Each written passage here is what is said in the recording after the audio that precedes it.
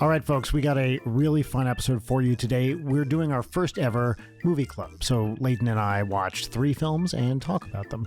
We saw Joker, Folie, Deux, Heretic, and Body Double, the last one being the Brian De Palma movie from 1984. I love this episode. We had such a great time talking, and there's even a little guest star for just a hot second in here. If you want to see a video version or get an ad-free version, sign up at any tier on our Patreon, which is patreon.com/Leighton Night. All right, enjoy this fun episode, and if there are other movies you want us to watch, I mean, we talk about movies all the time, but if there's other stuff you want us to watch and do this sort of thing, please let us know on the Discord. Sign up for the Patreon, get that Discord too. All right, enjoy.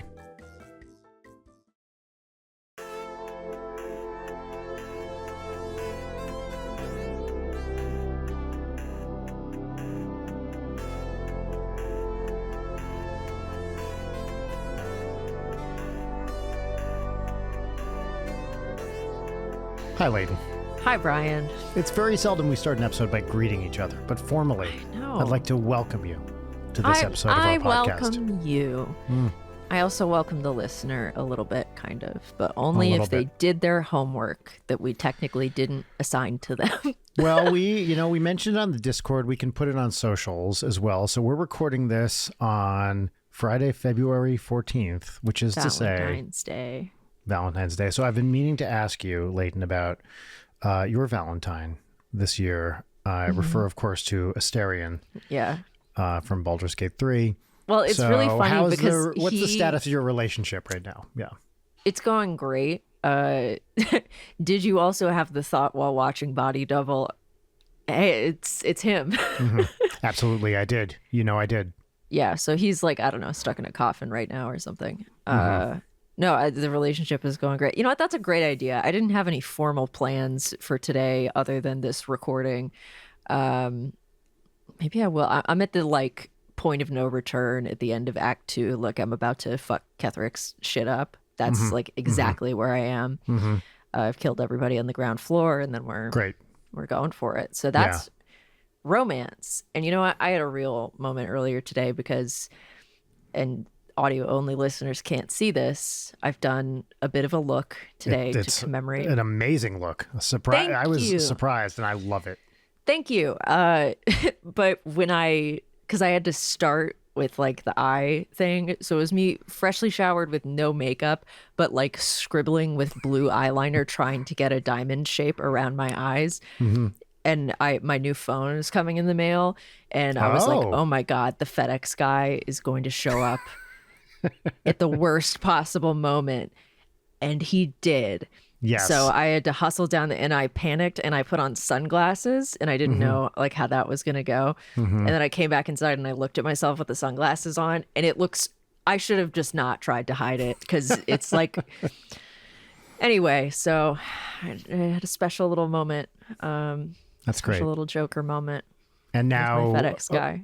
Now he's obsessed with you and is going to follow you kind of around for a little bit, make up a backstory, et cetera, et cetera. I get him, Yeah, that's right. Shit, I was going to bring a gesturing cigarette in here. Oh, those are good, just because it felt appropriate for, the look and the films.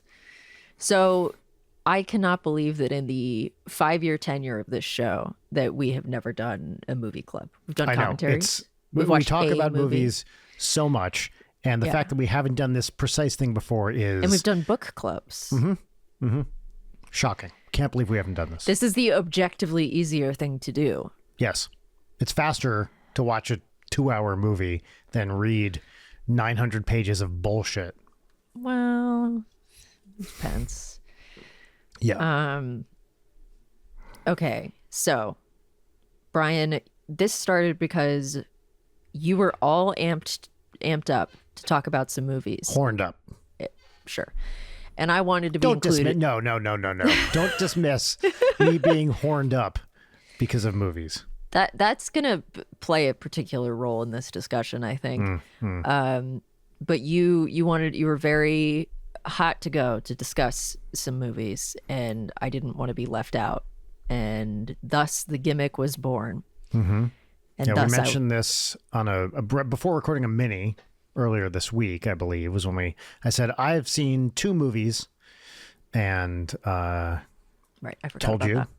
that. Movies we have discussed, at least in very general terms. And it's like, I watch these movies. I want to get your takes on them, because I think I might have some hot takes, and I love hot takes.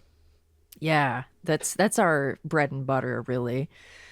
So the movies that were chosen, there were two that. What are the two that you told me to watch? The two that I started with were Joker, Folie à Deux, and Body Double.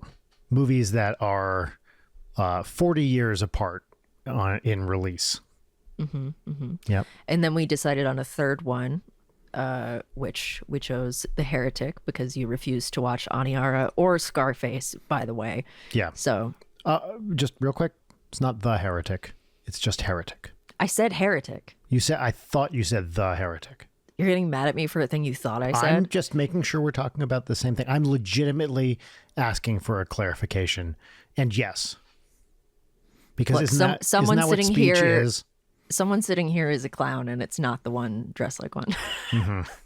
Well, thank you. I appreciate that. Okay.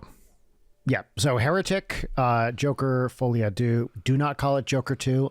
If you call it Joker 2, I will not know what you're talking about. Right. So John I'm just going to establish it. Yep. I'm going to establish that right here. And Joker, Folie à Deux, directed by Todd Phillips. Mm-hmm. Heretic, directed by two people whose names I can't remember. Okay. But I should have. Maybe you're more in that A24 kind of universe than I am. And Body Double, famously directed by BDP, Brian De Palma, my namesake. Disturbing, demented. Yes, De Palma. Yep, that's right. And Body Double. Well, you know what? How should we start this? I feel. Well, first of all, you're listening to this show late at night with Brian Wecht. I'm Leighton Gray. That's Brian Wecht. I fucked that up as hard as I could have fucked that up. It's only episode 258. I get it. Yeah. Well, Joker moment. My name is Brian Wecht, Dr. Brian Wecht. I am, of course, a pop culture commentator and film expert, and those are my credentials for being here today. Excellent. I wonder, should we take I was thinking, maybe we could approach this by, real quick, ranking these three movies best to worst in terms of our opinions, and then we can discuss from there. So to take a moment to okay, I have my list. I'm thinking about it. I've got it. Okay. What I should have done was written down what I thought the ranking would be. Yeah. Because it's very different from anticipated. Okay. Would you like to go first? Do we want to do like a 3-2-1 to each spot? Like, okay, yes. How about this? Why don't we start with our worst movie? All right. I'm going to write my. We're going to go from worst to best. Okay. And I have to say, I don't know how firm my rankings are. Same. Me too. Because there's a lot going on. There's a lot going on. It's the two wolves inside of me of enjoyment and quality. 100%. Oh, that's 100% right. But we're just going with by any definition, how much we. Man, this is tough. Okay, I think we should say up front, if you haven't seen these movies, we are going to freely spoil them. That's correct. In this episode, so don't go in like either watch them or be fine with spoilers. Your life gets easier when you stop caring about spoilers. I promise you. It's 100% true. And also, at least 2, possibly 3 of these films have major like plot twists, which are part of the thing. So we're going to talk about those plot twists. All right. Let's say our number 3 movie, the one we like the least out of these 3. Mm-hmm. Do we want to count down to 1 and say it at the same time? Yeah. So why don't we let's do it like this. I'll say 3, 2, 1, and then we say the movie. So this is our worst movie of the batch. Ready? Here we go. Mm-hmm. 3, 2, 1. Heretic. Hey, I had a feeling. Yes. Okay, number 2. All Same right, thing. yeah. 3, 2, 1. Joker Folie à Deux. Look at this. Yeah. Wow, same list. And we're gonna do it. We know what the answer is. 3, 2, 1. Body double. All right. It's time for us to sit back and perhaps relax into these choices. I think we can take these maybe from 3, since we totally agree on this list. And again, it's a bit fungible, much like the opposite of my favorite tokens. I think we should maybe just go up. Maybe I should talk about the emotional experience of this, because if I had to guess what my ranking would be, I guess that Heretic would probably be my favorite of the three, that I would probably really like Body Double, and I was dreading the shit out of Joker.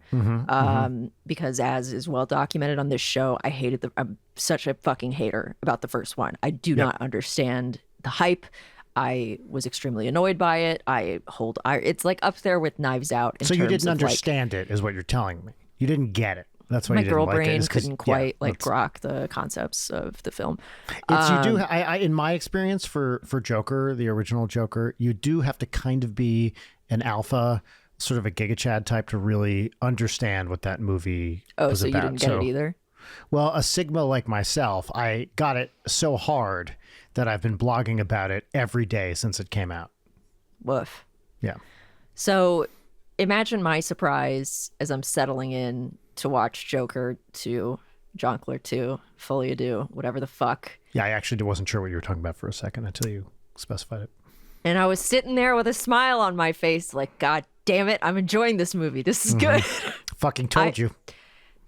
John Waters was right. I don't understand. John Waters was right. Yep. I don't know how much of this is an expectations thing. I remember being so excited for the Joker, like, new take. I love Joaquin Phoenix, new take on Cape shit, which I'm so sick of and never want to watch again. And then all of that. And then seeing the response to this movie, I assumed that the movie would be a real pile. Catastrophe. Jongleur 2 is assuming. better than any of the superhero movies of the past 10 years. It's maybe the best one. I think it is vastly more It's not a perfect film. No, it's not. It does a bunch of stuff that I was like, whoa, okay. But I really enjoyed it. I thought in general, I guess we're talking about Joker. In general, I thought it totally worked, and it had me from the get-go. I was into this movie. Like right away. Yeah. And I think the way that I was trying to put it to Allie last night when I was explaining it was like, if you go into it wanting a musical, you will be unhappy. If you go into it wanting a courtroom drama, you will be unhappy. If you go into it wanting another Joker movie, you will be unhappy. If you go into it wanting a sequel to Joker, you will be unhappy. If you don't want any of those things, you might like it. I completely agree with that, which is why it was interesting, because I thought it's kind of uncategorizable. Yes. It's trying to do a bunch of different things at once, and succeeding and failing at them in various degrees. But because it's not the criticism, I saw a few, criticisms of this one when it came out. One was, of course, it's a big middle finger to fans of the first movie. I didn't pick up on that. I mean, that's I'm an aficionado of a piece of media being a big middle finger to the audience, and that's not what it is. Nope. It does not feel like that. It definitely did not to me. I think that there's like metatextual elements of it responding to its 100%. own cultural cachet, totally. But no. No, I agree. Like, I thought it was going to be, there were going to be people being like, yeah, Joker, we love Joker, and to the extent where it was going to be blatant, given what I was reading about it, it felt like it was going to be a Dan Brown classroom straw man scene. That's right. How it felt. That's a great way of putting it. Yes. And it was not that. Also, Another criticism I read of this was, the musical numbers, it totally fails. It doesn't commit to them. what I think read to some people as lack of commitment, to me read as, we're going to try to fit these songs into the movie in sort of an interesting and atypical way. Yes. I am a sucker for people with non-professional voices singing in musicals when it works. Of course, Lady Gaga is famously an incredible singer, so I'm not talking about her, but Joaquin Phoenix. But she is also doing a very intentional, like, that there's like a little bit of joy to anticipating if she's going to really break it out, and the moments where she really does break it out are like really delightful. Yep. And the song choices are good. This isn't a fucking good Baby Driver situation where the whole bit is the songs and they're bad. This one has bangers. I would watch this 5 times in a row before I watched Baby Driver again. Like, any day of the week. 100%. The horrible thing was realizing, like, I would rather watch Joker 2 twice than have to watch Heretic again. Not that I hated Heretic even, but we're still talking about Joker. Yeah, we're still talking about Joker. I'm a sucker for those classic MGM musicals, which this was very much sort of a... I don't want to use the word love letter to, but it was a tribute to in many ways.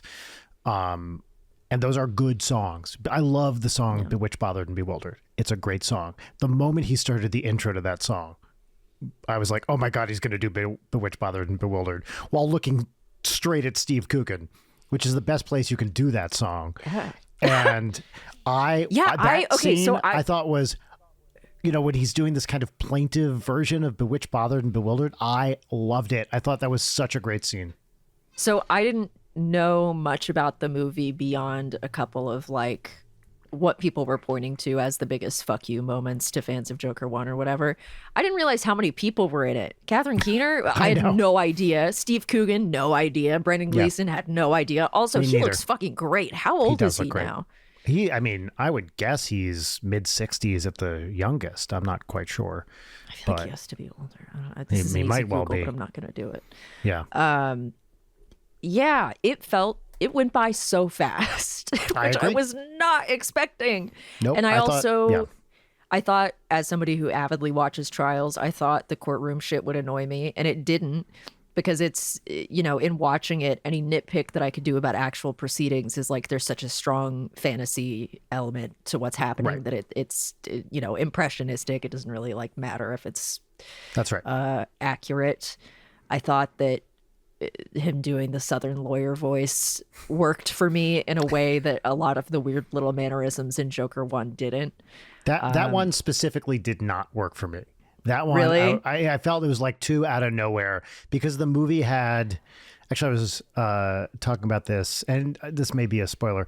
I was talking about this with Jory yesterday, who also did not hate Joker 2.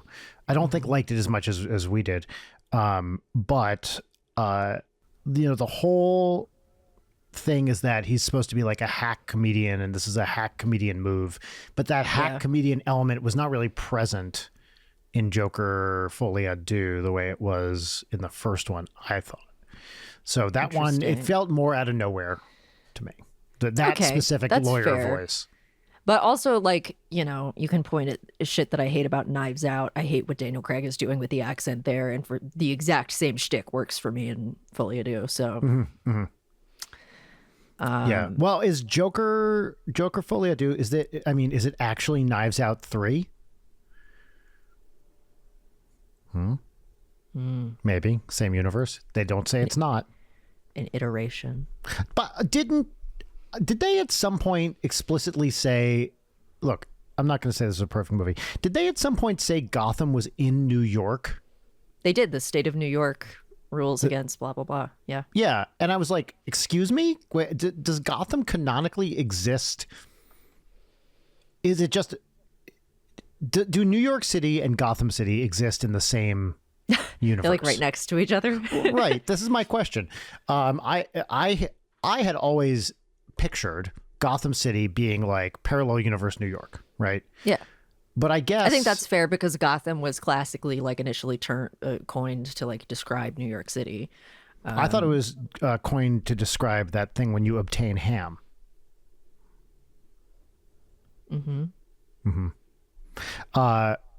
Yeah, so I was very shocked when I saw that it was in New York State, and maybe that's just me not knowing comic book lore, but I think it's been kind of hand waved historically. I don't know enough about it, but Okay.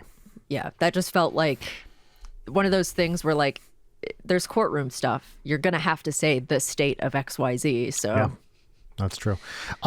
Speaking of that courtroom scene, a thing that totally worked for me was when Gary Puddles comes up to do the testimony. I thought that actor fucking crushed that little testimony in a really like moving way. And then when Joaquin Phoenix is like, "But I like you, Gary," it was like I thought that was a great moment in the courtroom. But the southern lawyer voice in that moment wasn't working for you. Correct. But he kind of dropped it a little bit for the... Well, and that's part of what I like it when it breaks. Yes. I think it worked for me. Yep. I liked the the neighbor from the first movie testifying, and then he gets his little Zazie courtroom Beetz, song, and hits Harvey Dent. That very twinky, very smooth fuckable Harvey Dent. Yeah. Did you that guy? He was almost a non-presence for me. Yes, whatever exactly, that actor exactly. Is. I thought that was really funny and felt very intentional because going into this, I was like, oh, courtroom drama. You kind of have to have like a strong presence for the prosecution, and he's just like a slick little guy. Basically, doesn't exist. Featureless man. Yeah. What are you like 19? I think maybe I turned away for this or missed it. But was this supposed to be like the origin of Two-Face in that explosion? I wasn't paying close enough attention, but I think he did get half his. Yeah, he did. Okay, I think I missed that part. I was expecting this movie to be a complete, like, unwatchable bore, and it was quite the opposite. I really liked. First of all, it's like the first one, really well shot. Right. Yeah. But this one is doing more interesting things with the shooting because of the way it's incorporating the musical numbers. So it just looks good. The first one looked great too, though. So that wasn't costume design, set design. It's all like the production design is looks really good. And it's not because this movie is not so fully reliant on aping Scorsese that it actually is bringing like its own juice to the table, which is really nice. Yep. There's some, like, I saw something which was like, oh, this is actually just the plot of some movie I'd never heard of.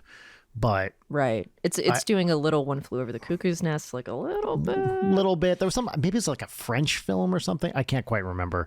But I look, I don't know how original it is, but it felt original to me. But then I was thinking, but if you had never seen a Scorsese movie because you're 19 or whatever. Do you watch the first Joker and you're like, oh my God, a brand new original film? I think actually a lot of people did feel that way apparently because they've never seen. And then if you're like me and you're really excited, and so to prepare the week prior, you watch both Taxi Driver and The King of Comedy, which both knock your socks off, and then you watch the shittier version. Lady Gaga, great. I love looking at her. I think she has one of the great noses of all time. Like, yes, absolutely. It's legendary schnoz up there with Barbra Streisand. I could stare at your profile. Love it. Yes. Forever. Yep. God bless. I think the musical bits for me peaked with the like setting the fire in the projection room and like the little prison escape. That was really cute. I genuinely, I was smiling the whole time. Same. Like a true Joker. Yeah. Here's some stuff that I didn't like about it. I felt that some of the characterization turns were too abrupt. Like when suddenly she's not into him anymore and he basically says, oh, there is no Joker, it's just me. That to me I feel like they could have eased into that a little bit more. I suppose. Yeah. It felt to me a little bit out of nowhere. The whole back third is kind of like one blow after another. And I think that was not necessarily surprising to me. because I liked what they were doing with her character, that she's super into it, but along with everything else, it's about the image and the simulacrum of Joker, and for her, when that's no longer present, she's done. She doesn't want it, in the same way that, him getting fucking stabbed to death in the end, it's like, you're not living up to the image of Joker. You got what you fucking deserve. Yes. I bought that. What else didn't you like? I thought the, shall we say, prison abuse scene was like, come on, you didn't need to do that, guys. That felt a little right actually before the thing I was just talking about. I was like, all right, well, yeah, fine, didn't need to do it. That, I'm trying to think of other stuff that I actively didn't like. The Southern accent, as I said, that's kind of it, to be fair. Here's another thing I was thinking about. I feel like the people who were complaining about the lack of it being a musical, the whole fucking point of this movie is the line between fantasy and reality, and the way that it had these very soft boundaries between what's really a musical number and what's not a musical number. What are people hearing him sing versus not hearing him sing, right? What's diegetic versus non-diegetic, et cetera, et cetera. That was the whole point of why it didn't feel like a musical, why they didn't quote unquote lean into it a bit more. And the fact that seemingly a bunch of major critics completely missed that is shocking to me. That struck me as being borderline illiterate about what they were trying to do. All criticism that I've read about it now feels willfully obtuse. I felt super out of step taste-wise and sanity-wise with how much I hated Joker and how much acclaim it got. And now, watching this movie, what the fuck is going on? What's wrong with me? I mean, there's a lot wrong with me. I'm on a lot of medication. But also, if Lady Gaga appeared to me in a prison cell... formally diagnosed conditions, what the fuck is wrong with you, lady? Exactly. Diagnosed and in the process of being treated for those conditions. Well, if Lady Gaga appeared to me in my prison cell as I'm gnawing at the bars of my enclosure and said, "Stop taking your medication," I would listen. She has a point. Yeah, I just absolute insane psych ward riz on her, which I love. Something so very delightful of watching this horrible meet cute. Yes. Like, oh, this isn't going to go anywhere good. They're both enabling each other. This is not going to go well for them. Yes. You know what? This was a better movie than A Star is Born with Lady Gaga, a movie I saw in the theaters and drove me insane in way. It has some good moments for sure, but A Star is Born drove me insane in ways that Joker 2 did not, for sure. Yeah, I think I didn't like the framing of Arthur's character in Joker, in the narrative that he's in. It wasn't interesting to me. However, in this movie, which is about an image being created, like a star text around Joker versus the man, Arthur, who is just a fucking mess, just a very ill person being used as a signpost, that's very juicy and interesting to me. And the fact that, like, him getting killed at the end, that, I love that. It's not a fuck you to fan. It's setting up, isn't that what everybody wants? More lore, more sequels, more fucking whatever. I think that's a perfect ending for that story. Yep. I think that's excellent. That makes me happy. It's a bold swing. I don't think it's a fuck you. No, I agree. It's also nice. What I did like about that too was like, that's it. No more sequels. We made this movie. We're done with Joker sequels. Let's do it. And I also, I knew that he was going to die at the end, but I thought that hearing the, Folie in the background of the guy going nuts, I really liked that. I thought that was lovely. And also, like, a feeling of genuine dread when he sets up to start telling him that joke. And it's like, oh, no. Yep. Absolutely. What do you think? And again, this is criticism I read. Some criticism was... And I think this was Nathan Rabin's review. And I agree with Nathan Rabin, that it was kind of a unflattering and borderline offensive portrayal of mental illness. Like, what do you think about Yeah, because I feel the same. It did. I watching it, I wasn't like, oh, they're playing these guys. It didn't seem It's like so, it was punching down at mentally ill people to me.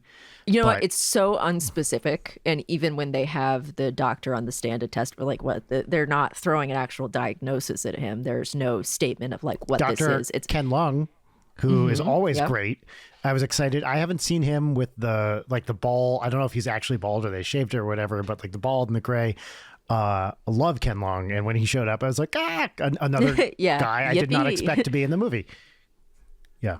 Yeah, I think that additionally, the angle of I thought it was a good display of how easily manipulatable, vulnerable people can be when they get attention. Because I think the way that Lee is working him and making things actively worse as they're sort of conspiring together, and the way that like the guards are using him, the way that even the like deposition scene with the doctor where she's trying to get him to like blame everything on this other persona. Right. I don't think it was it's such a I don't think it is offensive portrayal of mental illness, but also no mentally ill person is a monolith. I could see it. Like if somebody says that they were personally, upset by it or it felt like bad, then okay, great, more power to you. But I don't know. I can't speak for all people. No, sure, but that did not stand out to you. Okay, that's how I felt as well. But I trust your opinion on that more than my own. Yeah. I'm trying to think what other thoughts I have about this. Except, it's exactly what you said. I got done and I was like, once again, John Waters was correct. Like, yeah. And another fucking stupid internet dog pile on something that really did not deserve it. Yeah. Here, you know what? I'll read you my Letterboxd review of Joker. 3.5 stars. Wait, this is the first Joker or the second? No, it was Joker 2. Okay. Wait, which one? Folie. God. Oh, sorry. Got it. Okay. After how much I hated Joker, there was simply no way to prepare myself for the devastating emotional experience of enjoying this movie. Yeah, I think that's fair. And that was so I could restrain myself from insulting people, because I read a bunch of the reviews of it and have been. Are we seeing the same? People saying that it's boring. Yeah. Cape shit.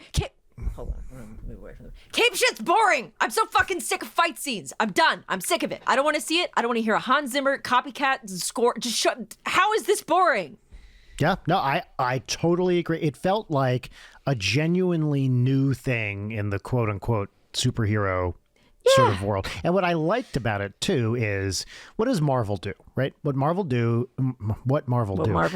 does is they take these directors like a Chloe Zhao type and they throw them into, whatever, these massive budget, sword fight, cape fight, whatever things, and basically sets them up for a thing where they're almost doomed to fail in many cases. What I liked about this film is it felt like there was very little oversight. And from what I'm reading, that was actually the case. Yeah. I don't know if that's true. They kind of, just let Todd Phillips do whatever he wanted to do. And he was very stubborn and wouldn't listen to the studio and wouldn't listen to anything. And honestly, kind of based. But that's what you need to do when you get these people. Now, of course, he had just directed this massive, global hit, blah, blah, blah. But when you hire these indie directors, what you should do is just bring them in and let them do whatever the fuck they want. And I understand having some studio notes, et cetera, et cetera. But it's like the tragedy of getting micromanaged. Sam Raimi for Multiverse of Madness, That's what where I'm you talking see about. him struggling to make any sort of mark, and instead, sad. That 100%. I mean, how many people has Marvel done this to? Chloe Zhao, Sam Raimi. Can't remember the person's name, but the new Captain America that's out today is another like Anthony indie Mackie? director. No, he's the star, that's but the star. I forget the name of the director. But another like kind of lifted out of indiedom to massive budget Marvel movies. Just let them do whatever the fuck they want. Let them do the kind of movie they're good at. And it felt like the studio. I can easily see something where they sit down for the first screening of this with the studio heads and they're like, "Excuse me, what?" That's the movie I want to see. I want to see the "excuse me, what" movies more than I want to see, "Oh, we just happened to put a name with some indie cred into to this make thing." these same cookie cutter movies telling the same story fucking again. I've never been so happy to hear a Billy Joel song. I'm never happy to hear a Billy Joel song, but I know, yes, I understand. I thought that was a nice little shift in terms of like era of songs that we're hearing in this movie, and this like transitional. I thought it was ballsy to just blow up the courtroom. Like, yeah, sure. When that was floated earlier, it was like, it would be cool if that happens. Yeah. Like, I didn't hate that. I do wish they hadn't gone back to the fucking steps. At the very end, I was like, guys, I did not like that. You didn't need to do it. It felt like they did. That was the one thing in the movie where I was like, they did it because they felt like they had to do it. I wish that had just been a different place. Couple of things that I dislike are the times when and again, this is the Todd Phillips curse of Joker 1, right? Of like when he's doing the classic like Joker and Harley covers, or like, smoking or like them dancing. It's like, okay, fine, I guess you have to do it, but no, you don't actually. What the fuck? Yes. So I think ultimately it's just like, yes, an original swing. The more you do the thing that is weird and original that we haven't seen in this, the more I like it. You know me, I don't like musicals. In for it. I was glad when they were singing. The fact that everybody was talking about the scene at the end where he's like, "No, I don't want to sing anymore." Of like, yeah, that's how I felt. Like, yeah. I liked it. I was when we pull out some Carpenters, like, yeah, okay. Yeah, I agree. All right, let's move on. Okay. Let's move on to another film. Let's talk about Heretic. This is the perfect arc for this. Yeah. I had high hopes for Heretic, which maybe I need to stop doing. Same. And maybe this is a lesson in expectations, Like, I think that I feel the same way about work that I've done or things that I enjoy. Your expectation will shape your experience. I don't think that I would have liked Folie Deux as much as I did were it not for the general conversation around it. Absolutely. I think that I am constantly let down by movies that I'm excited for. See The Substance, see Heretic, whatever, see a billion things. I think Heretic would have made a dope, like, hour-long indie horror game. 100%. I don't think it works as a movie. And did you say that you feel you like the first act a lot? Yes, I was bought in because here was my take on it. Hugh Grant, 3 very good actors at the center of this movie, and Hugh Grant's whole vibe is fantastic. Oh wait, sorry, I had an him. additional thing that I needed to put on to get further into. Oh wait, I can do my my old man glasses.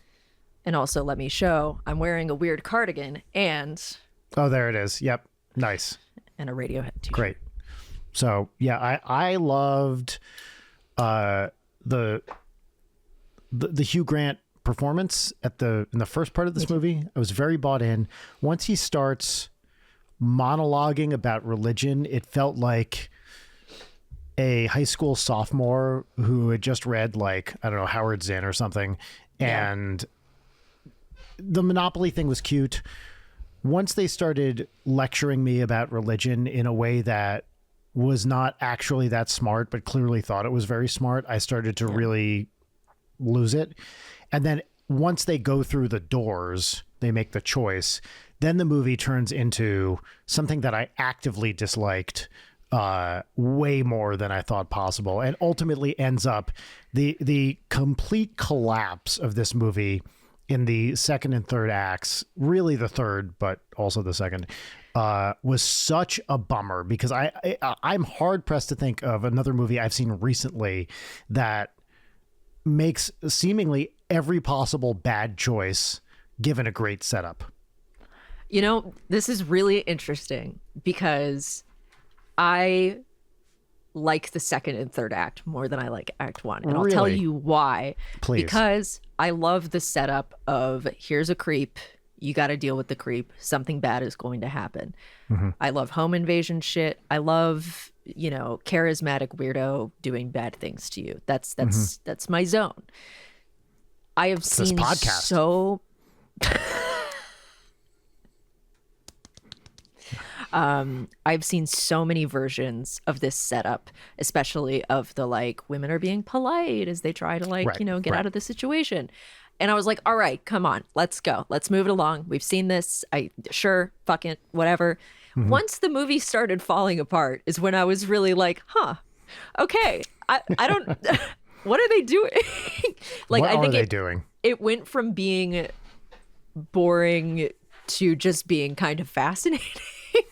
And I think that this movie suffers from the opposite of Joker Folie Deux in that it would be a better movie if it wasn't trying so hard to be a horror movie. It's not that it's not a horror movie. Right. It's that the trappings and the A24 not meeting the A24 allegations of just like forcing it with the score and little like jumps. It didn't need that. If you just let it be its own thing, like its own weird thing, which it's clearly trying to be, then, maybe we get a little, like I thought the final girl switcheroo was cute. I'm not saying that it's good. I'm just saying that I've seen weird guy traps girls before, but I haven't seen exactly that in the second and third act. Yeah. I also, my other major note for this movie is they could have made it so much hornier and it would have been better. Like, that's we'll get into it. True. We'll get into it when we talk about Body Double, but bring it back. I know that we're all very puritanical now, but if Heretic was like extremely horny, it would be my favorite movie. Yeah, I agree. They sort of faint towards the horniness. They're talking about Magnum condoms and things like that at the very beginning. Yes, there's I a thought little that there would be bit more of that. Of like, okay, well, you have these maybe repressed religious people who are. How do you feel about polygamy? Yeah. How like, and I can understand why they didn't make Hugh Grant hornier, because then it adds this overtone of sexual menace, which is a whole separate thing. But it definitely would have been more interesting. Yeah, but that overtone's already there. It's already it's less of an overtone than making it explicit. That overtone is absolutely there, and in fact is the whole driving force. And I'm not of saying the movie. that he's the only one who should be horny. No, absolutely right. It's That's definitely the more. secret, Brian. Everyone can be hornier. Everyone can be hornier. I'm in for late period Hugh Grant. Love him. Paddington 2 Going Hugh against Grant type. is amazing, playing the bad guy. I like he's a very good actor, and he does that kind of menacing thing very well. Yeah, and it's hot. And he looks great. He's hot. He looks amazing. He looks great. How old is he now? I mean, I think he's 60-ish. Would. Yeah. Absolutely. No, that's what I got watching. The glasses stay on. Yeah, the glasses stay on. should my be favorite. executed. Can I do my favorite Hugh Grant expression? Do it.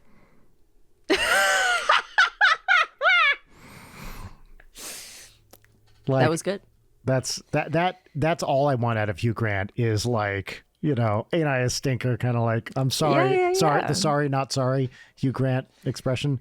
That's what that is. Yeah. There's a really good one of those at the very end of Paddington 2. I wish the writing of the movie had lived up to the performance he was giving, and it really didn't. Yeah, I don't want to be watching the movie and able to anticipate and say out loud what the next line is going to be. Like, that's a little embarrassing. Yeah. Maybe I should try to not do that, but I don't like being right 3 times in a row when I do that with a movie. Like, yeah. No, Also, you're not supposed to just put in the first thing that you think of. No, that's exactly right. And also I wanted this guy to have some kind of backstory. Like, why the fuck is he doing? He hired someone to build this house, right? Like, what is he a disillusioned college professor? His wife left him for a fundamental. I don't know. It felt like there was even if it was just like a little hint at, this is how. Why he got does to he have be a this miniature guy. version of the house? Like, again, that's an How does he keep A24 sickness. luring women to this place? And Are they all missionaries? Question mark. It's- Or are they?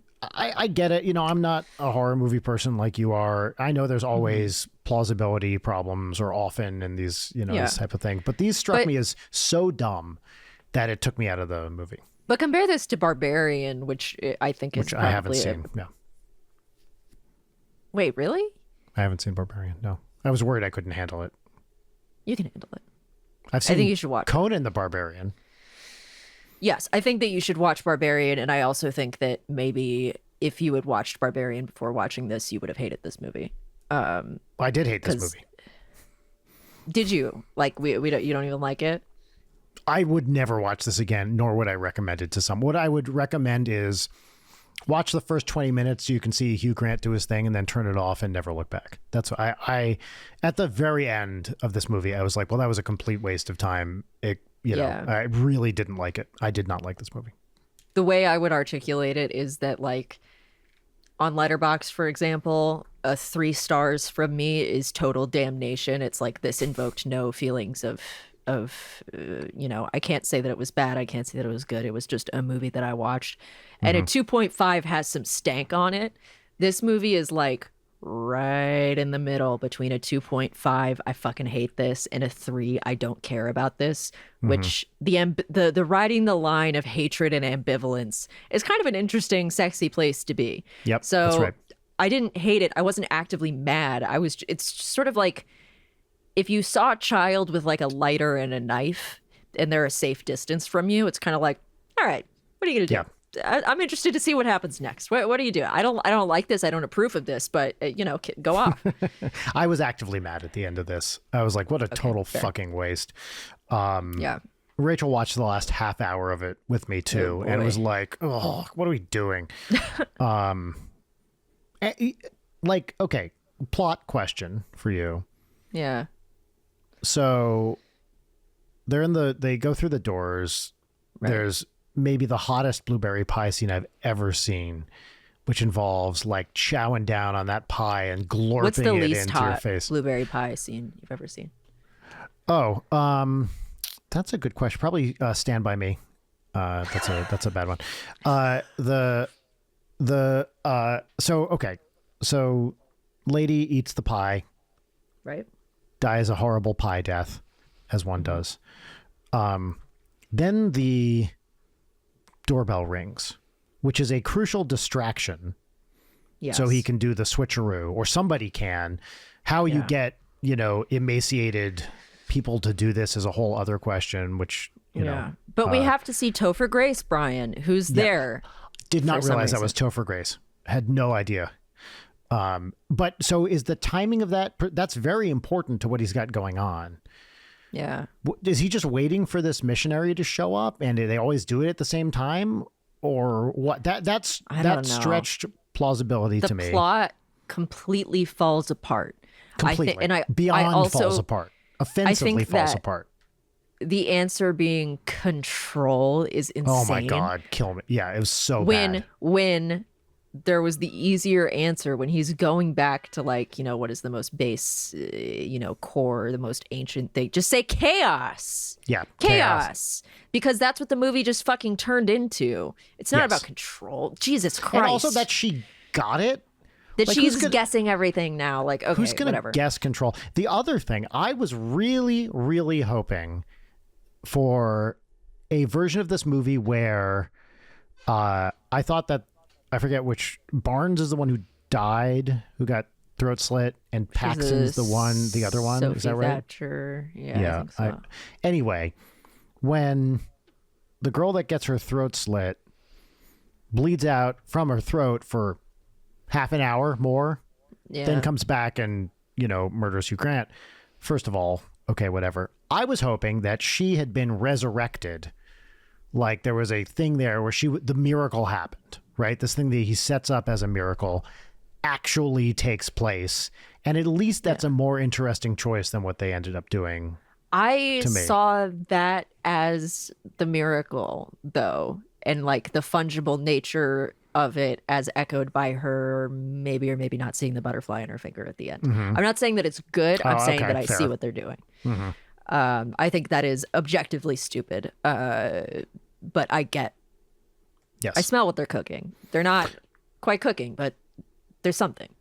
Also, the whole like it's just a simulation thing, and which is like, oh, something happened you didn't expect. Like, what the fuck are you doing with this? Now we're talking about whether life is a simulation in the most like half-assed way possible. It was insulting. Yeah, I would have been more impressed had they run with that. Yes, there was a moment there where I thought, we were gonna existence this bitch. Yeah. And pull out, and suddenly,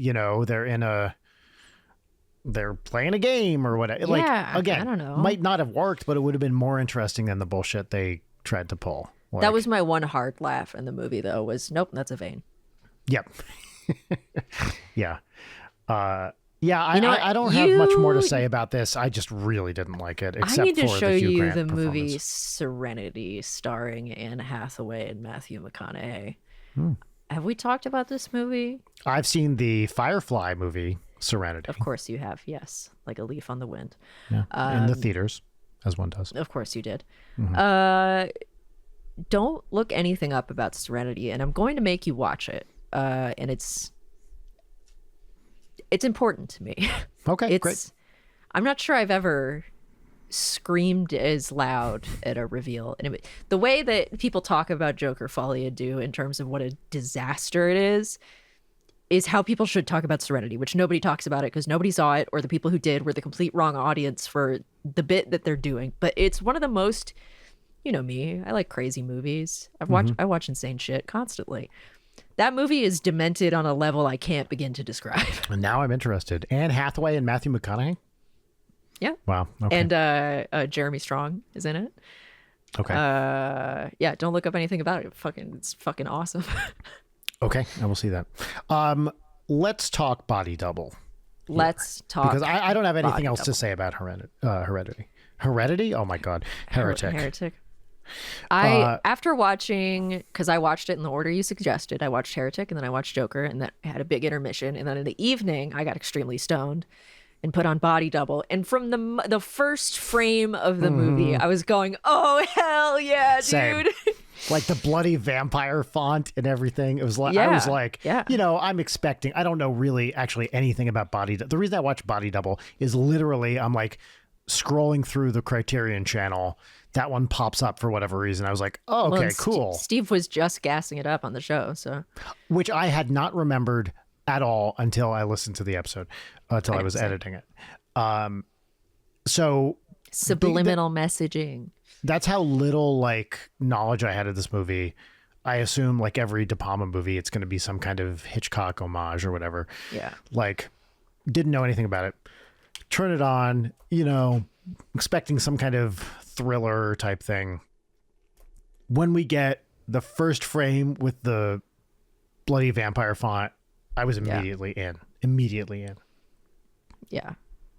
My dad kept telling me to watch this movie after I broke my ankle because I was going to watch Rear Window, and then I somehow never watched Rear Window, and he was like, oh, make sure you watch Body Double too. So hi Dad, I watched it. It's great. It's a De Palma movie, so there's just it's so overwhelming to look at the totality of the thing. That's right. But goddamn, that's a capital M movie. Yes. That is a movie. It makes, because it is a De Palma movie, insane, indefensible choices all the time, which is why it's great. Yeah. Like, the fact that with the panning around them as they're making out near the beach for what felt like 25 minutes. Yeah, you know when What's you kiss going somebody on? and then like a Fallout kill cam starts. So Rich, edit that. Because every Brian De Palma movie is secretly a comedy, especially this one. And if you watch it as a satire, which I did, I mean, not knowing if that was right or not, but it is so obviously meant to be funny, at least to me. It's very Showgirls coded too. But no, when you have such a pathetic, little worm of a protagonist. I'm always very excited by that. Of like, look at this fucker. I love this loser. guy walking through his stupid apartment, listening to the sounds of moaning, horny moaning coming from the back. And the camera's like, let's look in let's look in this. Yeah. Let's look in this room. And then we go to the back room and, guess what? Your wife, girlfriend, is fucking some other guy. Great. Into it right away. Yeah, it's setting up the voyeurism element. It just sort of, I love the deflation of like, he fucks up at his vampire job. The way that he hops in and out of his car and drives around. As I was watching him pull up to the house and get out with his hot dogs, I was sitting there thinking. Yeah, from Tale of the Pup, which is still around. From Tale of the in Pup. a different location, but still around. I was just sitting there thinking like, I wish I liked anything in life as much as this guy loves being alive right now. And something horrible is about to happen to him, and I'm so excited. I wish I liked anything in life as much as that acting teacher loves touching people's faces. Oh, there was so much like throat and jaw touching during that scene that's when I was like, oh, this is a comedy. Like this is meant to be funny because no one would do this seriously. Getting strong echoes of Barry there. I'm sure there's some Absolutely. influence. Absolutely. Also, anytime like a director character is like, "Baby, come on," that's in Dennis Hollywood. Franz, right? Dennis Franz. In H Wood, that's how everyone talks. That's all right. the time. Oh, H Wood. I love H Wood.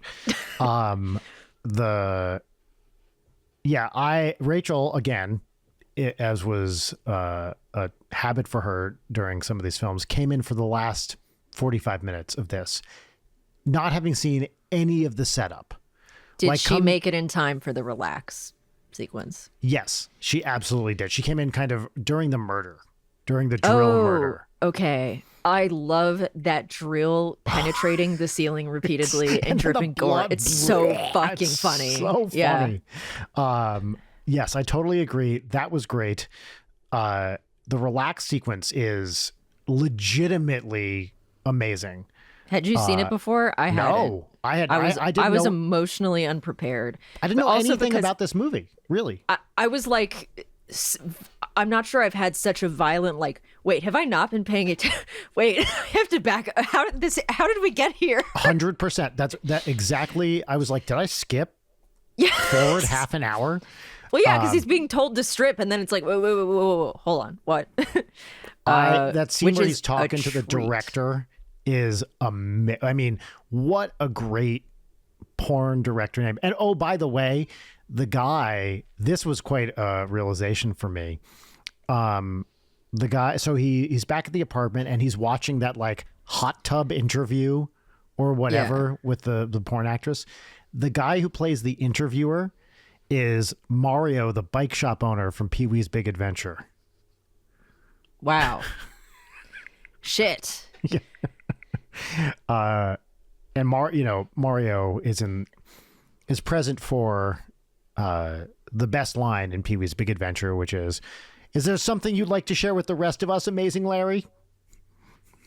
Which, if you don't know the scene I'm talking about from Pee-wee's Big Adventure, you must go watch it. I haven't seen it since I was a small child. Anyway, yeah, that relaxed scene came out of nowhere, and I was just like, fuck, this is cool. Big swing. Let's do it. Into the mirror on the door, swinging to reveal care. That was so fucking slick, De Palma. I know. Ooh, baby. Yeah, when that camera crew showed up in the mirror, I was like, hell yeah. Nice. Yeah. Also, what's the house, the chemosphere or whatever? Yep. That house is so fucking House cool. rules, especially when it is all 80s out with, rotating neon bed. and black carpeting and mirrors and Fish tank. It was like the most 80s house imaginable. So great. Yeah. Yeah. I think the back half of the movie lost me a bit, but A little bit. Same. It's like par for De Palma, where it's like there's still so much interesting, juicy shit happening, even if this doesn't make sense and is dumb. Like the ultimate Sort of like watching Verhoeven's the Fourth Man, a movie of which I remember nothing Never seen it. other than having a moment at the end of the movie, like, oh, that's why it's called that. Yeah. I had that same sort of moment with like, oh, that's why it's called Body Double. Great. Melanie Griffith, her speech Amazing. on what she will and won't do. A fantastic moment. He didn't even know what a cum shot was. Like, it's genuinely funny, and she's great. She's great.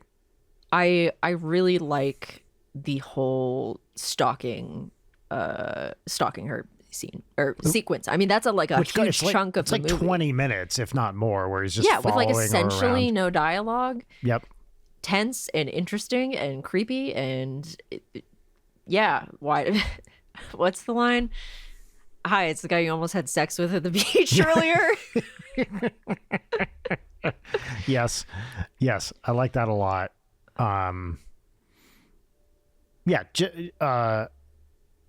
That scene where he's like walking. First of all, so much great 80s LA stuff in this movie. Yes, just driving around, looking.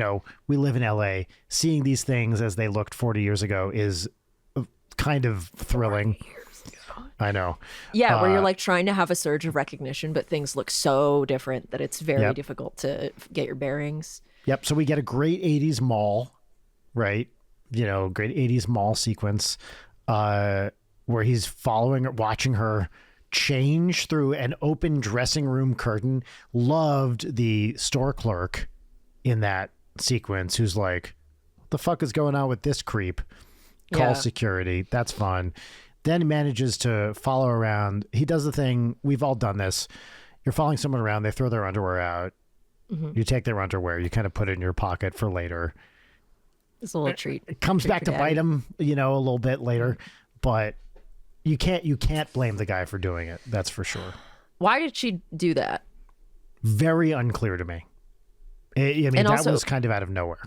Going to the store to buy a single pair and trying them on, I guess. Above your tights? Yeah. Weird. Yep. That was like, what? Yeah, for sure. But so much of this movie is like, why exactly are you doing that? Why is any of this happening? Yeah. Yeah. And I do like that he does get appropriately like treated like a creep for all the shit that he's doing. Especially which about that is cop. Nice. Who's like, why'd you grab her underwear? And he's like, this is an indefensible position. Yes. Have you seen Sex, Lies, and Videotape? You know what? I never have. I've been meaning to forever because I love Soderbergh, and I know it's his like first big one. But it feels love to see it. To talk about horny movies with a big emphasis on voyeurism like that feels very much of a piece. It's a lot less insane of a movie as this is. What else? The score, the synths. Synth score is fantastic for this. The fucking theme that plays every time he looks through the telescope or through something when something horny happens. I want that on deck all the time. It's the best. Genuinely great, kind of Badalamenti-ish. Yeah. But yes, I loved that specific piece of music is amazing. I wish I could hit it, it will. This is another, like Joker, Folie Deux, when this came out, apparently people fucking hated it. And, they thought it was too graphic, too gory, which is insane to me because it's really not gory. We did just talk about a ceiling getting fucked with a hot load of guts and blood. But you see the bottom part. But that's almost dirtier. That's that more true. Graphic. I will say the credit sequence is maybe the best credit sequence I've ever seen in any movie ever. I was going to say the exact same thing. Every credit sequence should be that. And the fact that they set it up where they have the stand and they're lowering the camera, they swap out the woman for the body double. And then he's chomping on her neck as blood is spilling down her breast. So good. So good. So and funny. And it goes on and the blood is just pouring down her chest for way too long. The choice So of great. that's the movie, we're making a movie about a guy who's like a struggling actor and then all this rear window shit happens to him. But like he's a drag vampire in like a softcore porn movie, a softcore horror porn movie. Incredible. I also loved all right. I feel like the pitch was to someone who's like, okay, now he doesn't have vertigo. He's got claustrophobia. Are you with me? Okay. So it's like vertigo. But And we're going to do the vertigo shot. It's claustrophobia. And at one point, he goes into, are you with me? A pretty high ceiling tunnel and freaks the fuck out.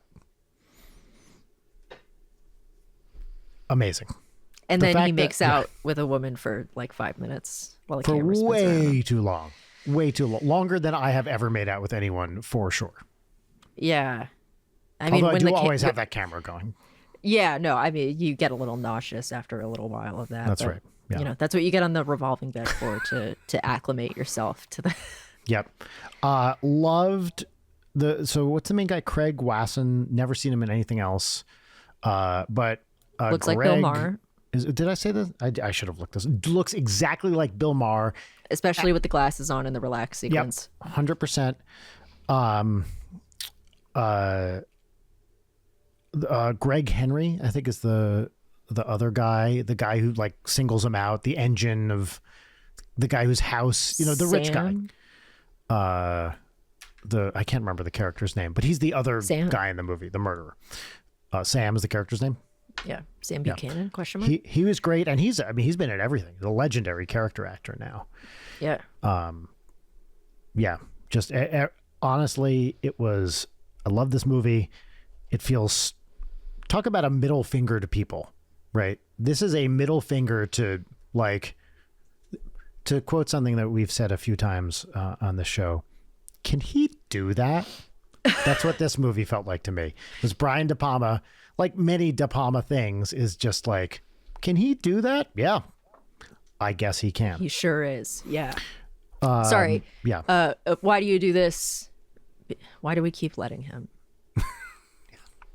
Whatever the fucking line was. God, I cannot believe Heretic was the worst of the three. I am shocked. I Genuinely should have shocked. guessed, honestly, but I wouldn't have sat here putting myself through. This looks good on my webcam. In real life, this makeup look looks like ass. I wouldn't have sat here. Great. Thanks. I wouldn't have sat here and done this and then cowardly gone down to the FedEx guy hiding my face with half finished. Yeah. I will say, because of webcamliness, it is hard for me to see exactly what's going on. Do you have the line down the I have, so they're like, it's a diamond shape that like the edge of my typical liner is edge of diamond, and then I pulled it here and then here in the way that Gaga does in the movie with the, you can't really do the cool swipe that she did. And then I have two, I'm wearing falsies, I can see that. And I eyelash glued little gems to be clown. Oh, they're tears. gems. I thought there was just a little thingy. They're gems. I was going to say that even though this movie was apparently loathed at the time it came out, it has now been pretty much reassessed, and people regard it as an 80s classic, and certainly one of De Palma's best, which... Yeah. What are people going to say about Joker 2? Sorry, Joker Folie à Deux in 40 years? In the middle of the water wars, we'll be happily watching Joker Folie à Deux being like, man, that's what Gotham City was like back in 2025. Oh, yeah. You took my go-to any time in the future joke for me, so that works. I agree. It'll be more like, hey, remember Joker Folie à Deux? The movie was pretty all right. I miss movies.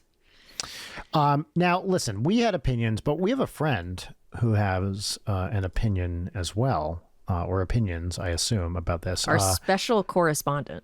That's right. Our entertainment correspondent, Jory Griffiths, left us a voice memo, which I checked. I didn't listen to it, but it is 8 minutes long. It is 8 minutes and long. We have not heard it yet. Now, I did speak with Jory. I was at the Game Grumps office yesterday and just coincidentally ran into Jory. And he told me that you asked him to do this.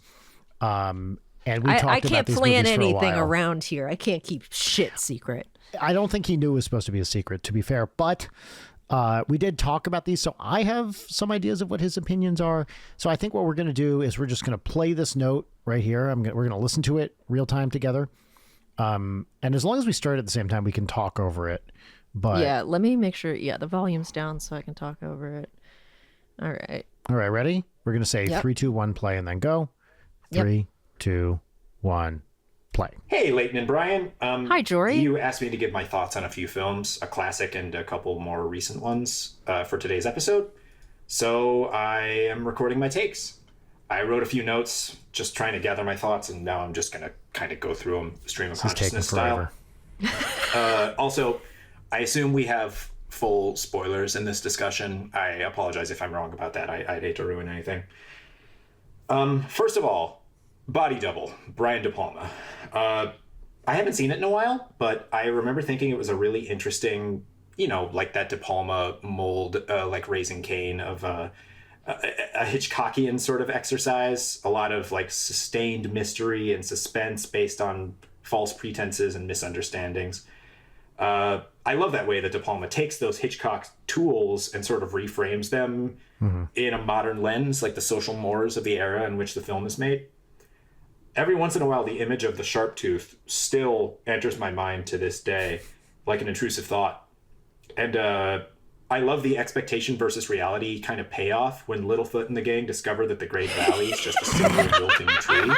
It's a really haunting image, and it's amazing how it kind of, reverberates across time from a prehistoric era. Moving on. I hate this guy. Sort of controversial movie from the past year, Joker, Folie, Deux. I feel the right name. So conflicted about this movie. I worry that this is a contrarian impulse of mine, but anytime a movie's popular reception is this polarized, I can't help but poke at it a little bit.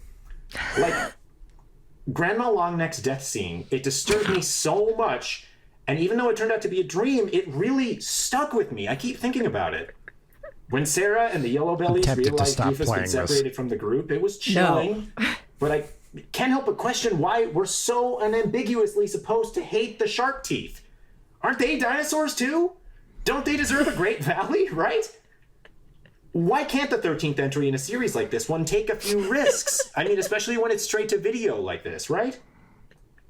Anyway, finally, Heretic 14, Journey of the Brave. It finally introduces us to Littlefoot's father.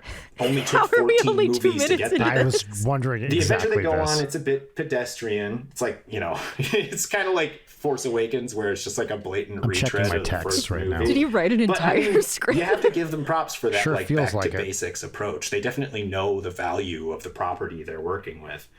It's got great showcases for the whole gang. Sarah, Ducky, and especially Petrie all have times to shine. And Chomper's whole character arc, I mean, it redeems the whole series' perspective on the shark teeth. It's so amazing to see the way Chomper and Ruby get along. It's awesome. Okay. Hope this has been as fun to listen to as it was to record. Happy 10th anniversary! Hey, Leighton and Brian. Shortly after sending my first take, I realized I was confused about this exercise, and I accidentally gave you my thoughts on 3 entries in the Land Before Time franchise. My opinions on those still stand, but I wanted to let you know my thoughts on the movies you actually asked should have me stopped about. after. I'm really sorry. Also, I assume we have full spoilers in this discussion, so I'm sorry if I'm ruining something there. So I haven't seen Body Double in a long time, but I think it's a really interesting Hitchcockian exercise, the way Brian De Palma does, in that sense of like using pacing and style and tone to create a sustained mystery and suspense with a lot of like false pretenses and misunderstandings. I love the way he takes Hitchcock's tools and reframes them in a more modern lens. Like, I think the movie is really effective at taking the voyeurism of something like Rear Window and heightening it to a level of 80s excess. De Palma always has that magical way of making the audience complicit in the crimes of not just the villains, but also the protagonists. Raising Cain is my favorite movie from him, and also it's like my favorite example of that Hitchcockian, like heightened absurdist mold that he does. Body Double's a really good and really effective one. And it's like still more ridiculous than Blowout, less than something like Scarface or Raising Cain. Good movie. Moving on, Joker Folie Deux. It's a movie that I feel really conflicted right. about. I worry that this is a contrarian impulse, but anytime a movie has a popular reception that's this polarized, I can't help but poke at it a little bit. Like, listen, I think the knee-jerk hate for this movie was so frustrating. This took him 2 to hours. read on the internet, especially after having actually seen the movie, which I saw it in theaters. Like, people hated it seemingly just because, like, A, it has musical elements, B, it is a very different movie from the first, not to mention, like, C, the idiotic incel angle that, like, the movie makes the viewer into a beta because they were stupid enough to want to see a sequel to the first one. It's like the stupidest shit in the world, right? Where, like, this movie has tons of elements that are actually, like, really great and riveting. Like, I think the performances are really good. The cinematography is really strong. I think, like, tons of parts of this movie would pull me in deep and, like, keep me glued to the screen. Like, I think the Sylvain Chomet cartoon at the beginning is really great. I think the oneer that introduces us to Arkham Asylum and what's happening to Arthur there is really great. I think a lot of the musical sequences, like the first one with Arthur in the break room with the TV, I think is really exciting. I think the performance there is so strong. I think Gaga is really great throughout. I just think that unfortunately it doesn't work for me dramatically one bit. Like, I think between the movie just being a bunch of long shots of Joaquin Phoenix looking concerned in the backseat of a car while he's being driven between the two places where the movie's actually set, and the fact that all of the sort of, like, reveals and misdirects between Joker and Harley just are not given any time or weight to actually work dramatically. I think it's also just at times just so tedious in the way that it relitigates the first movie. But, you know, again, throughout, in that sense that, like, a good movie is 3 great scenes and no bad ones. I don't know if the movie has great scenes, but it's got a lot of stuff that I really enjoyed. Like, I would say it does. The snap back to reality, fake Children of Men oneer in the backseat of the car at the end of the movie. I wish he would stop saying really oneer. Exciting. I don't know. I don't think it's good. I don't like the movie, but, like, I just think it's also so anti-intellectual to dislike something just because it's not a conventional pop entertainment.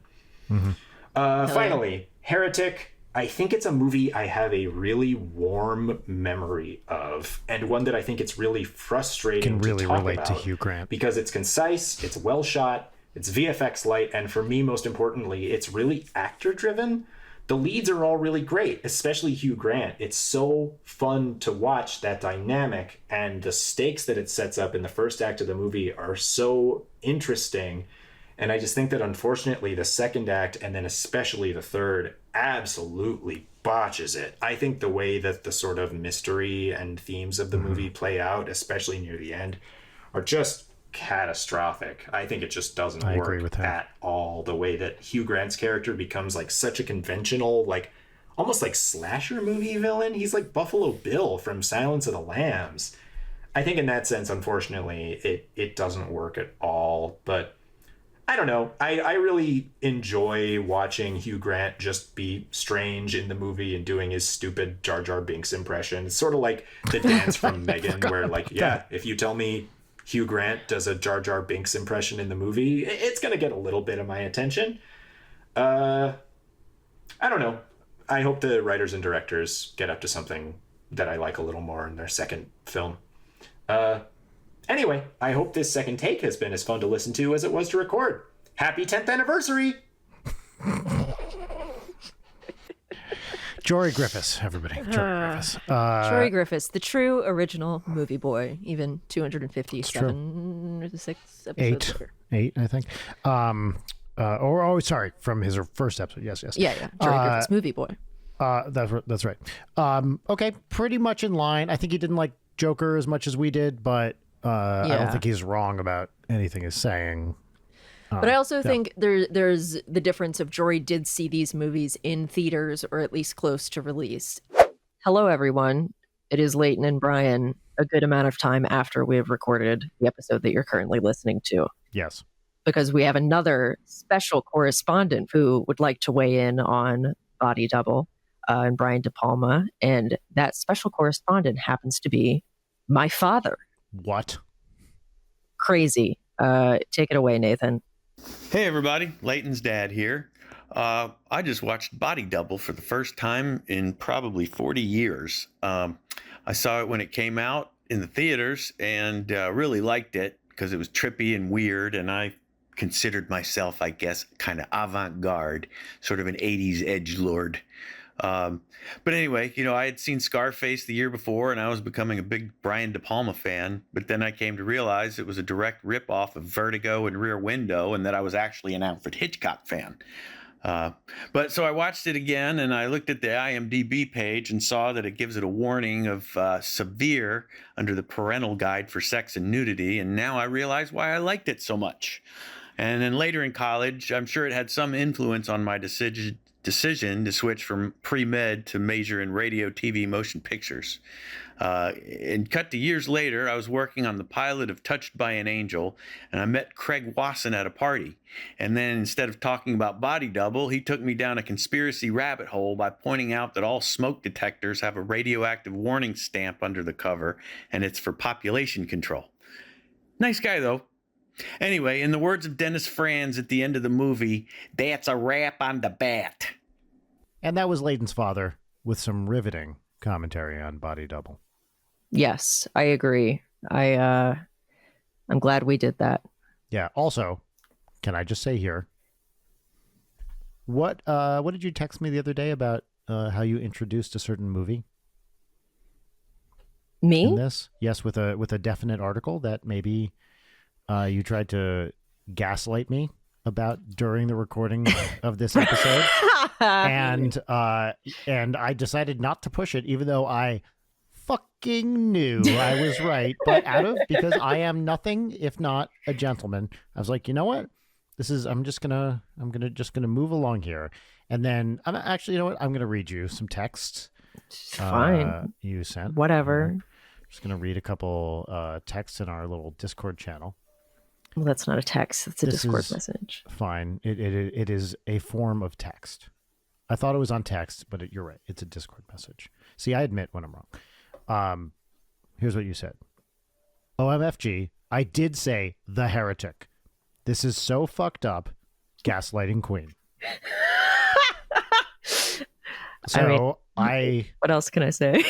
I await. Now, one thing that was not present in this particular little chain of Discord messages was an apology. I'm not apologizing for that. You called me, quote, a clown.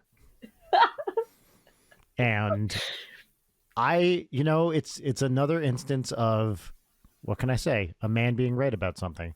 And I await my apology. You're going to be waiting for it for a while. You could do it right now and get it over with. Yeah, but I wouldn't mean it. Oh, I don't care if you mean it. I'm not sorry because it was really funny.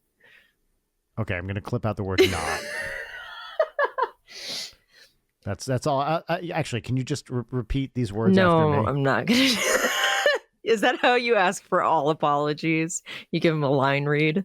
Yeah, that's right. Here, Rachel, read this. Word, I need it clean. Can I get that clean, please? It's the secret, that this year we'll be married for 18 years. And the secret to a long and healthy marriage for me is the phrase, shh, shh, shh. Can I get that clean? And cue cards. Any good apology has cue cards. Well, yeah, of course. You have to, it actually, it's a true thing that if you need something to be said to you, it is helpful if you give the other person guidelines, right? Yeah, and then you can just edit. If you want to get like a long list of like random words for them to say, then you have a voice bank that you can really just do whatever with. Yeah, well, that's the goal. That's why we do a podcast. There must be a movie where they did this exact thing, but I can't think of one. I'm trying to assemble a complete you so I can, punch in the soundboard. Well, there's Hello, bank. Please give money to Brian Weck. Well, let's see. That's the plot of the Black Mirror episode with Haley Atwell, and it's also a plot point in Unfriended 2, The Dark Web. Of course. Yep. I wish I could think of a third one off the top of my head because I don't know why this is such a deep, rich vein. I was just watching something recently where this exact thing happened, and I Disney can't remember Channel's what it is. Smart House. I can guarantee you it wasn't that because I've never heard of it. Maybe it was an Air Bud movie. Snow Buddies. You're right. Yeah, Spy Buddies. Spy Right. Buddies. Is there a Spy Buddies? I don't think there is. I just made that up. God, for that era of the 2000s, I would completely believe a Spy Buddies, and if they didn't do it, they were leaving money on the table. Yeah, and they got Robert Rodriguez to direct it. And it's canonically part of the Machete universe. Yeah. Anyway, we hope you enjoyed Leighton's dad's message. Thank you, Dad. Bye. Back to the episode. Yep, that's what I meant. See, I corrected myself. Now, I dragged my feet about watching broken these three feet. movies all week. Yes, my broken foot. I was like, oh, I have to watch movies. My life is so hard. I have to watch 3 movies today. I'm God's sleepiest soldier, please. And so for them to be very enjoyable and enjoying them even like, I don't know. I think if I saw Heretic in a theater, I would fucking hate it. But watching it yeah. at home, like, all right, this is my first of 3. I have to watch Joker next. What are you gonna do? What the fuck is happening here? Like, doesn't come together, but Yeah. like, I'm not even sure how to articulate that. Just that's entertainment. That is entertainment. Do you think I recommended that you watch these in the correct order? Yeah, I wouldn't have done it any other way. I needed the body double to like come in for me at the end. Yep. That's And I needed to have my expectations of a quality of a movie lower. Like I needed to watch Heretic and be like, all right, fucking whatever. And then watch Joker, which was like, this is what I was thinking. Yep. yeah. And then Body Double, which I knew was going to slap. Like I think there was a world where I didn't love Body Double, but I think with any De Palma, I mean, any movie really, but especially De Palma, you have to be willing to go with him on these. And if you're not, it's just not going to work. Like, again, Rachel sat in for the last 45 minutes. I was like, what the fuck is happening? This sucks. And I'm like, okay, well, you kind of missed the setup. And also, this is just what he does. And if you're not on board, totally fair. But, you know, with any movie, and Joker more than Heretic, Body Double more than Joker, if you're not going to do the buy-in, don't watch the movie. But the movie has to help you buy into it. And that is, I felt like Heretic actually got me to buy into it initially. And that's why the ending was such a bummer, is because that buy-in was not rewarded in the way I thought it was in the other two. Yeah. I love doing this. I think this was such a fun conversation. I am actually, I'm not shocked that we had pretty much the same opinions of these movies, but I am a bit surprised. I was, that our rankings were the same. How do we pick more divisive movies that aren't just like us watching musicals and then of course you like them and I don't like them or something like that? Yeah, right. Or horror movies where you cover your eyes and I'm right. By the way, I will say I covered my eyes during Heretic. Really? Couple times. I am very, just when I thought I can't handle gore. The Body Double gore, like basically that's fine. It's so dated that it doesn't bother me at all. But Heretic, I was like, I don't want to see him cut off a finger, even though it was obvious he was going to do that. Like a slasher throat, the movie telegraphs when something scary is going to happen. Yeah. Okay, I don't want to see bones getting broken. I'll watch that fucking pie eating scene a billion times in a row. Happy to do it, but especially when she gets sick and glorps up the pie, all sexily or so. That I'll happily watch. But when there's something potentially scary going to happen, I'm not gonna. I'm fascinated by that because I've not watched a scary movie in the physical room with you, so I would have no way of knowing that this is what's. I straight up. I was doing that. You know what? Can I give one more hot take at the very end of this episode? Actually, it's less of a hot take than a hot wake because I finished Alan Wake 2. Oh, what'd you think? I'm not into it. I was like, really? There were some things I liked about it, but I do not understand, like fundamentally do not understand why people seem to absolutely love this game. Call Jory right now. We talked about it. We talked about it yesterday, in fact. Fuck you two and your friendship. God damn it. Yeah. Well, I didn't expect to see him, but the reading review, again, is a little bit like Joker. Reading reviews of it, I was like, what game are people playing here? It struck me as fundamentally failing to live up to its premise. Like in a very have you played it? No. Okay. I've just listened to Jory talk about it at length. Yeah, there's some good atmospheric stuff. There's definitely some fun moments, but I found it really tedious and like Heretic, actually, trying to be smart when it just isn't. Like it's trying to say something about the creation of art and whatever, and it just, I was like, this is dumb. I hate this. You didn't play the first one, Alan Asleep, right? No. But I know a guy named Alan that I watch sleep constantly. Right. We can't tell him, but it's kind of our little thing. Well, he won't hear this because he's sleeping. Yeah. So as of now, I played the whole game. I wasn't a total completist, but I was a near completist. I did all the nursery rhymes. I did all the cult stashes. I did all the lunch boxes. I found all that stuff, with the help of a guide. I played all of the first DLC, the Night Springs one. My favorite thing in any of these games is the first episode of the Night Springs DLC. I thought that was great and really fun. And I'm not saying I completely hated this game, but I'm like, what game are people watching here? I do like that it took some really big swings. There's like a whole musical section, which is interesting, although kind of fatally flawed from a design perspective. I thought, like, how many hours did you spend playing this game? 30-ish, I would guess. Okay. Quite a bit of time. I went carefully through it. I wish it had been a little more, I don't want to say thought out because that's kind of dismissive, but there are a few things that it kind of toys with that I wanted to see it develop more. So I don't know if you know the basic idea is that there's basically two playable characters in the main game, Saga, who's an FBI agent, and then Alan Wake, the Raider.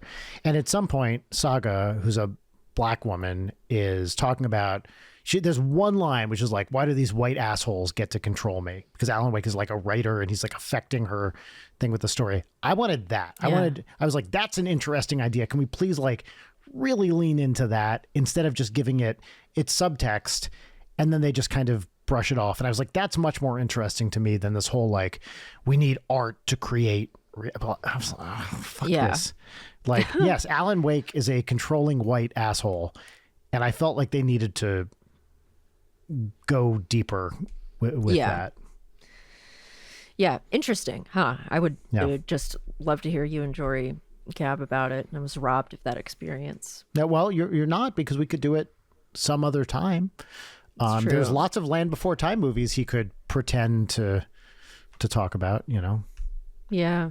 Or actually talk about while pretending to talk about Alan Wake 2. There's probably a Land Before Time video game, I would imagine. There probably is. Yeah. But then that opens the door to all of the old dinosaur PC games that Jory and I talk about.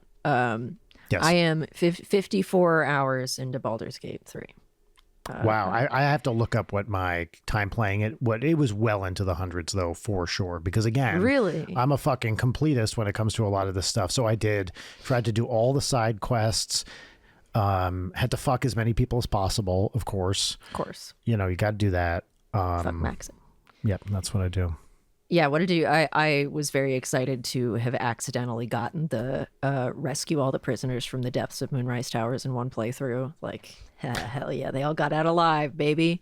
I didn't do that because by the time I got to the prison, I guess I had triggered something where that was empty, and I just like wandered down there. Oh yeah, because if you fight Ketherick first, they all die. Yeah. So which again is one of those things that the game does not communicate to you at all. That like if you don't save them prior to the point of no return of going into Shadowfell. Yes. There were a number of things like this where I made some choice that then completely closed off the whole. I did something in the Forge too that really fucked something up. Oh, did you not rescue Nier in time because they stress that it's time sensitive and he'll die from the poison gas? So if you do like enough long rests. Yes. Yeah. I think that's what happened to me. See, I can't stand that, and I don't plan to play this game again. So I've been very meticulous about like, all right, well, I better see all this content because the idea of having to play through it again, as much as I'm enjoying it, it's just I feel the same thing about the Dragon Age games. Like, I love them. I love thinking about them. Yeah. I love the experience of playing them for the first time. The idea of slogging through the actual gameplay again.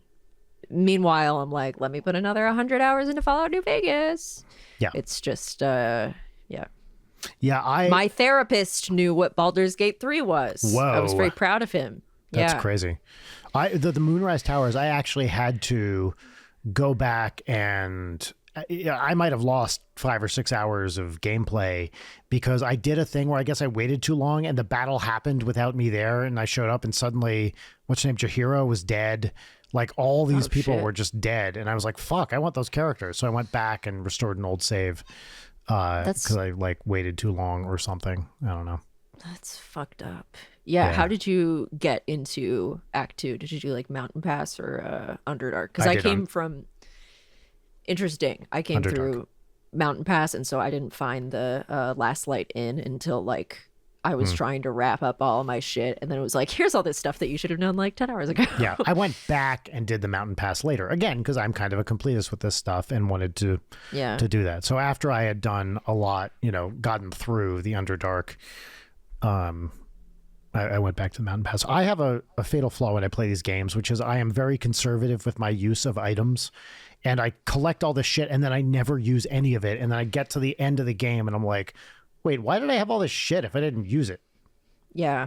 Every time. Yeah. Why do I need 6 billion health potions? The send to camp option is nice. Yes. But it's a thing where like I don't feel compelled to get loot. Like I don't necessarily want it. I'm a sorcerer and I'm doing my shit and I don't really need stuff. I don't like, there's no motivation to get money to buy things because there's nothing I want to buy. No. It's just this style of game lacks in areas that just like fundamentally I don't really jive with, which is how I've felt with every other type of game like this that I played. Yeah. It's fine. It's like I'm here for the story and the dialogue and lots of interesting story shit happening. So I'll put up with the rest of it for that. I don't like when you level up, you have to make like every 4 levels, you have to make what are seemingly a series of irreversible random decisions about your character that you have no basis for picking. Well, and then it's also like, all right, you've leveled up your character. Time to do it for everyone else in your party. Did you not travel with Shadowheart for a while? Well, you're gonna need to level her like 4 levels. I do appreciate that they let them scale together though, rather than just because they're not in your party, letting suddenly they're level 3 and everyone's level 5. Or whatever. It took me 40 hours to realize you can click on the dice to skip the animation of the dice rolling. Yes, oh my you can. God. I know. felt like I had hit a time. cheat code. That was after doing like, I don't know, one of those dungeons where there were just like a billion things to lockpick and traps to disarm. And every time I was sitting there like, it's so stupid that they don't have a way to skip this. And then I did it on accident maybe 5 hours later and was like, oh, right, okay. Yeah. Cool. Yep. So that is Leighton Knight's inaugural movie club episode. In the future, I would love to have more divisive... I'd like this to get a little bit more fiery. Spicier. Contentious. Yeah, Man, the internet's ruined the word spicy. No, that's true. When I see people like the watering down of language of like, oh, it's really spicy book. I just want to be like... Spicy is a word that cowards use when they don't want to say horny. Yes. I That's what spicy is. I was going to do a joke and then I realized that we would have to edit it so much that it would lose its oomph. So just know that I was going to unleash a stream of foul words and combination of words because I hate the word spicy. So in effect, I'm really doing the exact same neutering thing that the function of the word spicy exists to protect. So like whatever. Anyway, if you have suggestions for movies for us to do in the future that are new, old, recent, maybe we could do a themed one. I would like to do this with the regularity that we do book clubs. I because agree. God bless, I love having guests. I always love episodes with just you and me the most. So any excuse to do that. 100%. Also, if you watch these movies and you disagree with us, stop listening to this show. We don't want you here. Our opinions are objectively correct. And if you think we're wrong about these, be better, I guess, is what I'm trying to say. No, look, we have a great Discord if you're on our Patreon. There's a whole channel on that Discord to, you talk about movies, talk about the episode. I am very curious whether the people who are part of this community and listen to the show agree with us or not. I think I saw a bunch of people saying they really liked Heretic. Okay, great. fair enough. So, yeah. I'm curious also... what the smart and wonderful people who are part of this community think about these films as well. So please tell us. Yeah, I also have such minimal investment. As we said repeatedly, my opinions on these are very fungible. But I think potentially I would like to hear from people who have seen these movies, what the circumstances of you seeing them and like what your expectation of them was, because I wonder if there are correlations with like if all you heard was absolute dog shit about Folie Deux and then you watched it and you liked it. I'm curious if that was the experience that other people had. Yeah, same. We're not doing segments today because but you know what, I'm going to do an honorary lemon because it's relevant because okay. I had to watch these movies over multiple different streaming services. How the fuck we've basically reinvented cable and we're paying premiums for it, and it keeps getting more expensive. This is not the lemon. Why the fuck do I have to try so hard to find the thing that I paid money for? When I open an app, when I open a streaming app to watch a show, the first thing I should see is continue watching. For the love of God, every single I was on like 3 different streaming services to watch these 3 separate movies. Each one I load in. Where the fuck is it? I paid money for it. I rented it. Where the fuck is my movie? Yep. I could not agree with you more. I was just saying, in the context of watching these movies, like, where the fuck did continue watching go? It should be the first thing that shows up. It should be right there so I can click. I mean, obviously I know where they do it. Yeah. I'm just going to tell you one quick thing at the very end here. It is a project that I am embarking on. I'm not going to be really talking about this too much publicly, although I think that it'll come up from time to time. I am, and this is real, I am watching the entire series of The Love Boat with another friend of mine, and I'm currently on season 1, episode 3. There are 250 episodes of The Love Boat. Why are you doing this? Because every episode is a weird 70s, 80s period piece starring a bunch of TV stars. And for someone the first Love Boat episode is 1977. I'm born 1975. This was on in the background when I was a kid and is such a fun period piece callback to TV of its era that, every episode has the delights of watching a bunch of people hanging out on a ship in the late 70s, including beloved weird character actors. I just watched an episode which had Richard Mulligan and Christy McNichol. Who else has showed up? Sherman Hemsley. All these, I forget the guy's name, the guy who played the dad on the Brady Bunch. Amazing.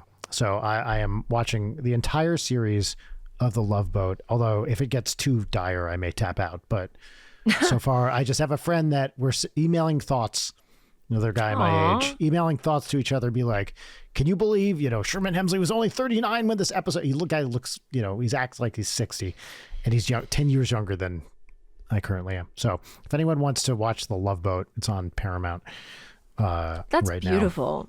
now. Yeah. Well, I think this was a success. Great idea, Brian. I guess I forgot this was my idea, but yes, thank you. We'll do this again. Maybe once. We will. Folks at home, please let us know if you watch these movies. Interested to hear your opinions. And my parting words of advice for this episode are, whatever you're making, whatever it could be that you're working on, that you're expending your creative energy, your emotional energy to create, it could always be hornier. That's true. See you next week. Bye. Late Night is produced by Brian Wecht and Leighton Gray. Sign up for our Patreon at patreon.com/LeightonNight. Follow us on Twitter at @LeightonNight, on Instagram at @Leighton_night, or email us at leightonnight@gmail.com.